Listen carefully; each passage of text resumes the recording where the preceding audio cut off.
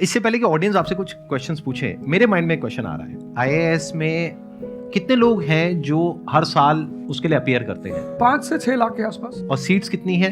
1000 approximately. तो जिनका हो जाता है उनके बारे में तो सब बात करते हैं, जिनका नहीं होता है, जिन्होंने पूरी जान लगाई और जिनका नहीं हुआ, उनका क्या होता है? उनके रिश्तेदार उनकी चिंता करते हैं। वो फिर उनकी चिंता करते हैं। नहीं, मैं आ रहा हूं, मैं आपके क्वेश्चन पे आ रहा हूं। ये पॉइंट इंटरेस्टिंग है, मैं समझना चाहूंगा कैसे। मैं बताऊं। हाँ। मैं दोनों मुद्दों पे बताऊं। हम सब हारने से डरते हैं, और मजेदार बात है कि वो डर हमारी हार की वजह बनता है।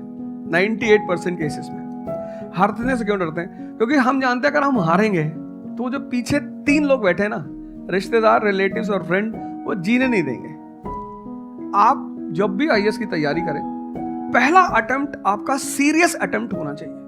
आपने तैयारी किया, बेसिक्स तैयार किए, आपने एडवांस कोर्स तैयार किया, आपने कम से कम मेंस के 1000 आंसर्स लिखे हैं और मिनिमम 10,000 प्रीलिम्स के क्वेश्चंस आप सॉल्व कर चुके हैं, तब आप एग्जाम देने जाइए। सिर्फ एक अटेम्प्ट दीजिए। जिसने भी पहला अटेम्प्ट सीरियस दिया, उसको दोबारा तैयारी नहीं करनी पड़ती, रिवीजन करना पड़ता है। भाई आप देखो ना, जितने सारे सेलेक्ट लड़के होते हैं उसमें बहुत सारे नौकरी कर रहे होते हैं, जॉब कर रहे होते हैं। कुछ लोग मुझसे पूछते हैं, सर जॉब करते वक्त तैयारी हो सकती है? नहीं, जॉब करते वक्त तैयारी तो नहीं हो सकती, जॉब करते वक्त रिवीजन हो सकता है। 3 hours per day, 4 hours per day. तो मेरी एडवाइस ये है, क्योंकि ये एक बहुत रिस्की खेल है ये।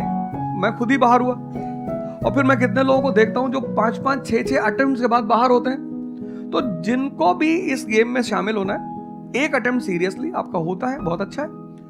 आपको मैक्सिमम रिस्क लेना है तो आप 2 ले लो, उसके बाद अपना काम शुरू करो, जो आपका सेकंड लाइन थॉट था। कोई लॉयर बनना चाहता है, कोई मेडिकल लाइन में जाना चाहता है, कोई मतलब जो भी आप एंटरप्रेन्योर बनना चाहते हैं, आप करो, लेकिन अपने वो रिवीजन वाले 4 आवर बचा के रखो। आपने कितने अटेम्प्ट्स दिए थे सर? 4 अटेम्प्ट्स आपने दिए थे। और आपने कहीं से कोचिंग ली थी, यानी लाखों रुपए दिए थे कोचिंग में? नहीं, तब लाखों नहीं थे, तब हजारों थे। अच्छा, हजारों रुपए आपने खर्च करे थे, और आप एक मिडिल क्लास बैकग्राउंड से थे। तो टोटल 4 साल में आपको कितना पैसा लग गया होगा? रहना, खाना, पीना, और आपने तो पूरी तैयारी करी होगी, साथ में कुछ और नहीं किया होगा? I think so. कुछ नहीं किया। तो कितना आपका 4 साल में अच्छा खासा पैसा? 5-6 लाख रुपए लगे। 5-6 लाख रुपए उस समय लगे। आज के समय पे अगर किसी को कोचिंग लेनी है तो आई थिंक इससे 3-4 गुना, 5 गुना आराम से लगेगा। आराम से लगेगा। तो 15-20 लाख रुपए उस इंसान का लग गया, और वो है एक मिडिल क्लास बैकग्राउंड से। अब वो कहीं ऐसा तो नहीं कि वो ना यहाँ करा ना वहां करा 4-5 साल बाद? हाँ, वही मैंने कहा कि अब आप, जब हमारे समय तो ठीक था, अब आप रिस्क पूरा नहीं ले सकते। You have to be cautious. अब इनको कॉशियस होना पड़ेगा कि ठीक है, जैसे बड़े सारे लड़के क्या करते हैं, वो 1-2 अटेम्प्ट ऐसे ही देते हैं। अब तो इनके पास 6 अटेम्प्ट है। ओबीसी हैं तो और ज्यादा है, SC ST हैं तो और ज्यादा है। और मैं कहूंगा आप किसी भी कैटेगरी से आते हैं, आप 2 अटेम्प्ट से ज्यादा कभी मत मानिए। फियर बड़ी प्यारी चीज है। हमने कुछ वर्ड्स को बड़ा नेगेटिव बना लिया है। जैसे अब बच्चा है 2 साल का, उसको तो फियर होता नहीं, उसे कुछ पता नहीं, उसने कोबरा देखा, जाके पकड़ लिया। वो तो बाद में घर वालों ने देखा तो पता चला कि भैया कोबरा पकड़ के घूम रहा है। लेकिन हम बड़े हो गए ना, अब हम कोबरा देखेंगे तो वो हमारी बॉडी की जो मैकेनिज्म है वो हमें वार्न करेगी, अलर्ट करेगी। That is natural fear. वो अच्छी चीज है। जिस चीज की आप बात कर रहे हो वो फियर नहीं है, वो ओवर थिंकिंग है। आज का जो युवा है वो फियर से परेशान नहीं है, वो ओवर थिंकिंग से परेशान है। अब ये ओवर थिंकिंग क्यों है, उस फैक्टर पे आते हैं। ओवर थिंकिंग की वजह क्या है? ओवर थिंकिंग की वजह यह है कि आज का समाज इतना एक्सपैंड कर चुका है। You are outside your house, तुमको तुम्हारी दोस्त मिल गई कि मैं कल लंदन से आई, क्या लाइफ है लंदन में यार, और मैं तो ये कर रही वो कर रही हूँ। आपको लगा हम ही पागल है यार, आईएएस की तैयारी कर रहे हैं। फिर शाम को किसी फ्रेंड का फोन आ गया कि मैं तो अब ऑस्ट्रेलिया जा रही हूँ, मैं तो वहीं सेटल हो जाऊंगी। 90s में हमारे पास इतने स्कोप नहीं थे। हमारी जो लाइफ थी वहां ओवर थिंकिंग इसलिए नहीं थी, आपने भी सर देखा होगा, क्योंकि हमारे पास इतने स्कोप नहीं थे। आज तुम्हारी जनरेशन में यू हैव मल्टीपल फील्ड्स, मतलब इतने सारे फील्ड्स ओपन है। तो जब तुम घूम के चारों तरफ देखते हो और तुम देखते हो कि तुम्हारे ही साथ के लोग बड़ी सारी फील्ड में एक्सेल कर रहे हैं, काम कर रहे हैं, अर्न कर रहे हैं, तो तुम्हारा दिमाग भागना शुरू करता है। फिर क्या होता है, हमारे पेरेंट्स हमसे ज्यादा ओवर थिंकिंग करते हैं, क्योंकि बड़े हमको लेकर कॉशियस होते हैं। हाँ। एक हमने ओवर थिंकिंग की, हम अपना संभाल लेंगे इसी तरह।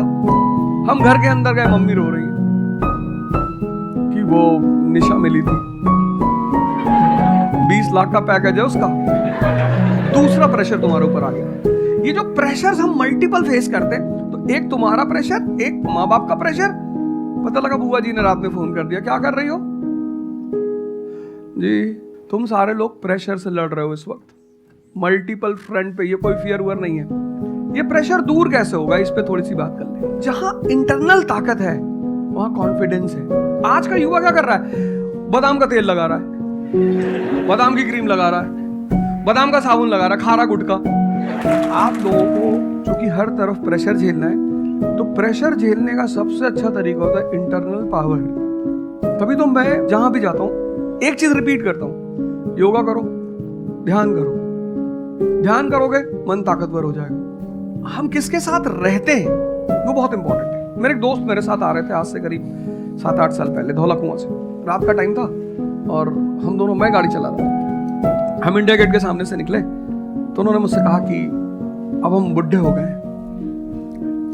मैंने गाड़ी रोकी, मैंने उतरो।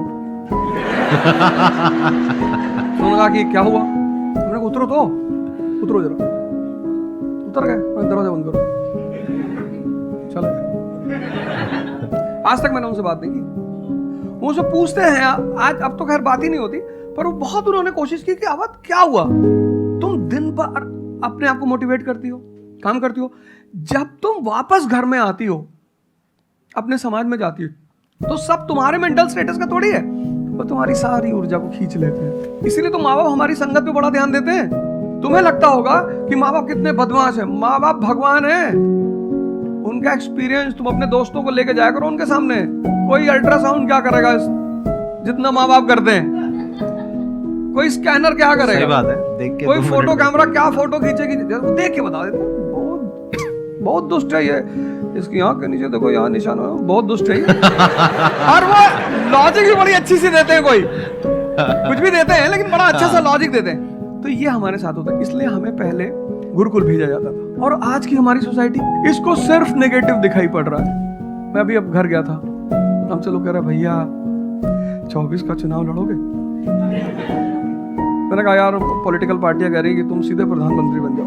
अननेसेसरी परेशान किए होगा, अननेसेसरी दूसरों से मत। और ये एक जहां का नहीं है, ये यूनिवर्सल हो चुका है। तुमने कह दिया कि मैं आईएएस की तैयारी कर रही हूँ, पर नहीं होता किसी का। तिवारी जी की लड़की दी थी, 2 साल बाद पागल हो गई। तुम इतने डिप्रेस समाज में रह रहे हो। वो तो महेश्वरी जी जैसे लोग हैं जिन्होंने बहुत लोगों को जिंदा कर रखा है। जब वो कोई सहारा नहीं होता, आपने टाइप किया संदीप महेश्वरी, एक वीडियो आ गया, आप रिलैक्स हो। जब आप इन्हें सुनते हो तो आपका टेम्परेचर हाई होता है। तो एक ही आदमी को आप सुनते हो ना जिससे टेम्परेचर हाई हो, हमको सुन लिया कुछ ज्यादा ही हाई हो गया। लेकिन 2 लोगों को छोड़ दो, 3 लोगों को छोड़ दो, 4 लोगों को, ऐसे 10-12 लोग हिंदुस्तान में, पॉपुलेशन 1 बिलियन 50 करोड़। तो तुम 10 लोगों को सुनो और बाकी जो तुम्हारे साथ 500 जुड़े हैं वो तुम्हें तो नीचे ले जा रहे हैं। इससे बचो, अपनी सर्कल को थोड़ा सा रिजर्व करो। तुम किससे बात करते हो, कौन सा लिटरेचर पढ़ते हो, लिटरेचर पर ध्यान दो। जैसे मैं रश्मिरथ पढ़ता रहता हूँ, खाली हुआ प्रसादों के कनकाब शिखर होते कबूतरों के ही घर। ये जो बड़े बड़े मकान है, कभी किसी बाज को यहाँ रहते हुए देखा? कबूतर रहते हैं। क्या लाइन है, प्रसादों के कनकाब शिखर, कितने मतलब महलों के जो बड़े बड़े शिखर, उसमें सिर्फ कबूतर रहते हैं। प्रसादों के कनकाब शिखर होते कबूतरों के ही घर, महलों में गरुड़ न रहता है, कंचन पर कभी न सोता। कंचन मतलब सोना। लग्जरी नहीं चाहिए। तुम लोग इतनी लग्जरी चाहते हो, लग्जरी आदमी को मेंटली कमजोर बनाती है। मैं आश्रम में था, मैंने ज्यादा खाना खा लिया। मेरा एक नियम है, नो एक्सरसाइज नो फूड। मतलब अगर एक्सरसाइज नहीं करूंगा तो मैं खाना नहीं खाऊंगा। वहां एक बाबा जी, वो प्रेम पे उन्होंने घी पे घी डालते चले, मैंने खा लो। फिर वो हुआ कि भाई यहाँ घूमने के चारों तरफ जंगल है, डरा दिया इन लोगों ने। एक बार एक भालू एक आदमी की टांग काट के ले गया। मैंने कहा आज कोई भालू नहीं आएगा, मैं जाऊंगा। फिर मैंने 4-5 लोगों को तैयार किया अपने साथ, उनको थोड़ा मोटिवेट किया कि जंगल में घूमने से ऑक्सीजन लेवल बढ़ता है। वो लोग भी तैयार हो गए कि चलो। हमारे साथ एक साहब अमेरिका से आए हुए थे, वो भी वॉक करने निकले, बोले हम भी चलेंगे। मैंने कहा भाई साहब क्यों जा रहे हो? कहते हम भी चलेंगे। मैं उनका नाम नहीं लूंगा। 1 किलोमीटर के बाद उन्होंने मुझसे कहा मेरे बैग में बहुत पेन हो रहा है। 1 किलोमीटर। तुम लोगों ने पता है अपने आप को कष्ट देना छोड़ दिया है। You are dying for luxury, you have become weak physically and mentally. थोड़ा थोड़ा सा कष्ट दो अपने आप को, थोड़ा टेम्परेचर हाई रखो, थोड़ा बड़े टेम्परेचर वालों के साथ रहो। हमने अपने आप को कष्ट, हम कौन सी नॉवेल पढ़ रहे हैं? Half girlfriend. अच्छी है, अच्छी है, अच्छी, मैं ये नहीं कह रहा हूँ। नहीं फिर कोई पकड़ निकाल लेगा, कोई वो क्लिपिंग निकाल लेगा, ओ गाली दे रहे थे। नहीं नहीं, आपने बहुत सारी गलतियां कर दी, आपकी जनरेशन ने अपने को कष्ट देना छोड़ दिया। आप पढ़िए बड़े बड़े लोगों, अंबेडकर को पढ़ो, उनका जीवन संघर्षों का, प्रभु राम का जीवन पढ़ो, ये सब संघर्ष, ये सब लोग हैं जिन्होंने जीवन में लड़ाइयां लड़ी हैं। आपने उनको साइडलाइन कर दिया। आप राणा प्रताप के बारे में कुछ जानते ही नहीं हो, आपको वो पोएम याद ही नहीं है, खूब लड़ी मर्दानी वो तो झांसी वाली रानी थी। आपको तो एक चीज बता दी, twinkle twinkle how I wonder. आप वंडर किए जा रहे हो पूरी जिंदगी में। ना कॉन्ट्रडिक्शन नहीं चल रहा है ये, इसे कॉन्ट्रडिक्शन नहीं कहते, इसे कंफ्यूजन कहते हैं। मतलब एक गोल होता है ना, या फिर एक मतलब हमारे पास एक टारगेट होता है कि हम ये काम करने के लिए यूपीएससी में जा रहे हैं। नहीं, सरकार जो कहेगी वो करना है। हाँ, I was about to say that. आपका क्या गोल है? आप क्यों कर रहे हैं? आपने क्या थोड़ी है? आपकी पार्टी का मैनिफेस्टो थोड़ी है, घोषणा पत्र। आप एक राजपत्रित अधिकारी हैं, गैजेटेड ऑफिसर। आपका जो मिनिस्टर होगा फोन मिलेगा, मैडम जी ये कस्तूरबा गांधी प्लान में अभी तक कितना काम हुआ? जी sir, I'll give the review in the evening sir. Okay, thank you. ठीक है मैडम, बाय, खत्म। सो आपका कहने का मतलब है कि जो सिविल सर्वेंट बनते हैं या आईएएस ऑफिसर बनते हैं, उनके पास कोई पावर नहीं होती? पावर होती है जब तक जनता अपनी पावर नहीं समझती। आज की डेट में इस देश में पावरफुल कौन है? जनता। We the people of India solemnly resolve. ये जनता बेचारी पावर जानती है तो डीएम का ऑफिस में चले जाते, हुजूर किसको बेचारे को बताएं? नेता देखा, मेंबर ऑफ पार्लियामेंट देखा, पैर छू लिए, तेरे फूफा है? नहीं भैया, नहीं भैया, सांसद जी है। सांसद जी है तो क्यों पैर छू रहा है? पावर इस असलियत में इस देश की जनता के पास है, क्योंकि वो जानती नहीं है, इसलिए तुमको इनके पास इनको काम करने का अधिकार है। ये है the right to work, the right to implement. लेकिन चूंकि जनता अपने अधिकार को नहीं जानती तो तुम्हें दूर से दिखाई पड़ता है कि आप बेटा कंफ्यूजन से बाहर आओ, ठीक है? और ग्लैमर मत देखो। आप बेसिकली पावर नहीं देख रहे हो, आप ग्लैमर देख रहे हो। आपको जो करना है उसको डिसाइड कर लो आप, और उस रास्ते पे आगे बढ़ो कि आप कल किसी भी फील्ड के मुकेश अंबानी बन जाओ, अडानी बन जाओ, वॉरेन बफेट बन जाओ, बिल गेट्स बन जाओ। इस रास्ते पे जाओ। काम करने के दो तरीके हैं। एक, आपको काम करना ही है, कोई ऑप्शन नहीं है। एक है आप किसी भी कीमत पे काम करना चाहते हो। जैसे मैं किसी भी कीमत पर पढ़ाना चाहता ही हूं। इसने मुझे इज्जत दिया, सम्मान दिया, प्रेम दिया। मैं एक शादी में गया था 2 दिन पहले, लोग दूल्हे उल्हे को छोड़ के मेरे पास आ गए। दूसरा बेचारा फ्रस्ट्रेशन में क्या किया, हमसे मैसेज किया, अब तुम यहाँ से चले जाओ। उनके भाई ने मुझे मैसेज किया, बड़े भाई ने कहा, अब यार तुम यहाँ से जाओ, शादी नहीं हो रही है। मतलब वो 2004 वगैरह सारा प्रोग्राम था, वो सब बाहर हो जाओ सर, हो जाओ सर। तो हमारा जो देश का शिक्षक है, उसके मन में कोई मोटिवेशन नहीं है कि वो क्यों पढ़ा है। जैसे हमारे घर मामा आए, हमारे उनके आने पे हम बड़े खुश होते थे कि मामा आए। क्यों? क्योंकि हमें पता था कि जब जाएंगे तो पैसा देके जाएंगे। इस देश के शिक्षक को, सरकार को कुछ ऐसा करना चाहिए कि उसके मन में एक मोटिवेशन हो कि 6 बजे का स्कूल है, वो सुबह 4 बजे पहुंच जाए। कुछ ना करे इस देश की सरकार, सिर्फ उनको वीआईपी का दर्जा दे दे। फिर आप देखना, पैसा तो कौन नहीं कमा रहा है, शिक्षक सम्मान चाहता है। तो मैं अपने टीचरों से पुराने मिलता हूँ, तो जैसे कहीं मिल गए वो सड़क पे, मैं खड़ा हो गया, रोक दिया सब, हाँ सर, अब पैर चले, तुरंत ऐसे सीना उधर चौड़ा कर लेते हैं, हमारा बच्चा है जी। शिक्षक एक दुनिया की ऐसी लॉबी है जिसको सम्मान चाहिए। आप लोग कहीं भी अपने पुराने टीचरों को मिला करो, ठीक है, हो सकता है उन्होंने आपको कभी मारा हो, डांटा हो, कुछ बोला हो, लेकिन अब आप उनको थोड़ा सम्मान दे दिया, उससे बड़ा उन्हें फील होगा। हमारे देश के शिक्षकों के पास इनर मोटिवेशन की कमी है। कुछ लोग हैं जो इंडिविजुअल मोटिवेटेड रहते हैं, वो करते हैं कई सारे टीचर, लेकिन वो इंडिविजुअल, कुछ लोग होते हैं ना जिनको अपने धर्म का एहसास होता है, उनके लिए वो ड्यूटी नहीं होती, वो धर्म है उनका।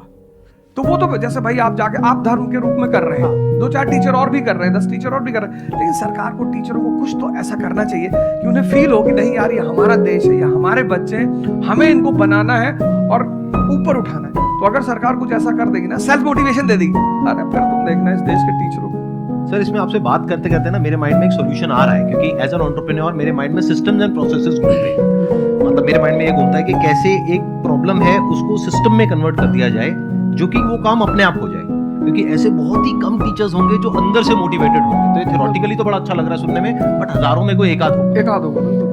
तो अब मेरा स्टैंड पॉइंट क्या है कि क्या हो अगर जैसे हम ई कॉमर्स वेबसाइट्स पे जाते हैं, वहां पे प्रोडक्ट के रिव्यूज होते हैं। रिव्यू कौन देता है? जो कस्टमर है। तो टीचर का रिव्यू कौन दे सकता है?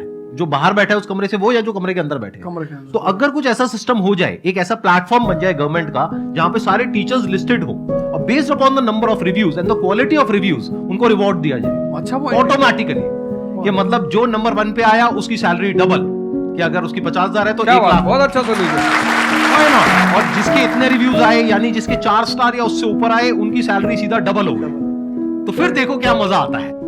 फिर हिस्ट्री पढ़ाने का जो स्टाइल है ना, वो सारे टीचर्स आएंगे अवध ओझा सर के चैनल पर और आकर के सीखेंगे भाई क्या कहानी है ये, ऐसे कैसे पढ़ाएं कि बच्चे दीवाने हो जाएं, और फिर अपने आप को अपग्रेड करेंगे। नहीं तो अपग्रेड करने की मोटिवेशन कहाँ है? जैसे एक एंटरप्रेन्योर होता है, उसके पास तो मोटिवेशन होती है कि अगर मैंने अपने जो भी प्रोडक्ट है, सर्विस है या काम है, उसको अपग्रेड किया तो करते ही मेरे को इमीडिएट रिवॉर्ड मिलेगा। जैसे सेल्स टीम में अगर आप कहीं पर काम करते हो, कितने लोग सेल्स डिपार्टमेंट में हैं, अलग अलग कंपनी में जो जॉब कर रहे हैं, तो सेल्स में इंसेंटिव का एक सिस्टम होता है। तो वहां पर क्लियर पता होता है कि मैंने ये टारगेट अचीव किया तो ये है। तो एक क्लियर कट टारगेट होना चाहिए which is measurable, not theoretical but actual, objective not subjective.